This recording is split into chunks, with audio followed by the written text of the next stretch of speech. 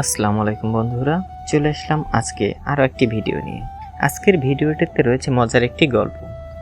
তো চলুন গল্প শোনা যাক। এক ছিল ছোট একটি গ্রাম, সবুজে ঘেরা নদীর ধারে। সেই গ্রামের নাম ছিল সোনার পাড়া।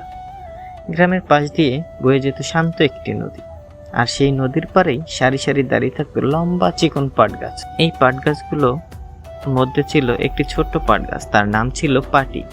পাটি অন্য পাট গাছদের মতো চুপচাপ দাঁড়িয়ে থাকতে চাইতো না। সে ছিল খুবই কৌতূহলী আর দুষ্টু। একদিন সকালে হালকা বাতাস বইছে।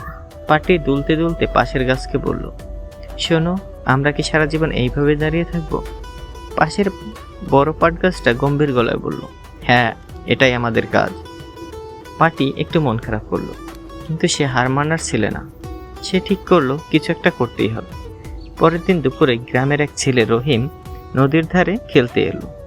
পাটি তাকে দেখে খুশি হয়ে দুলতে লাগলো। হঠাৎ করে সে এত জোরে দুলতে লাগলো যে একটি পাতা ছেড়ে রহিমের মাথায় গিয়ে পড়ল।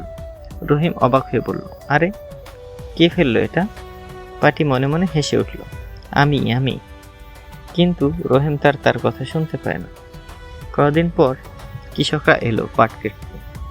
সব পাট গাছ একটু ভয় পেল, পাটিও ভয় পেল, কিন্তু সে ভাবলো হয়তো এটাই আমার নতুন যাত্রা। পাটগুলো কেটে নদীতে ভিজিয়ে রাখা হলো। তারপর সেগুলো থেকে তন্তু বের করা হলো। পাটি এখন আর গাছ নেই, সে হয়ে গেল নরম সোনালি সুতো। একদিন সেই সুতোগুলো তৈরি হলো নতুন একটি দড়ি, আর সেই দড়ি দিয়ে গ্রামের এক দোলনা তৈরি হলো।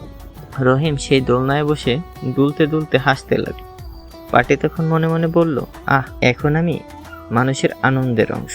সে বুঝলো জীবনের পরিবর্তন মানেই শেষ না, বরং নতুন রূপে নতুন গল্পের শুরু। গল্পের শিক্ষা, ছোট হলেও নিজের মতো করে আনন্দ ছড়িয়ে দেওয়া, এটাই আসল বড় কাজ। ধন্যবাদ সুজন মাইন্ডসেট চ্যানেলের সাথে থাকার জন্য।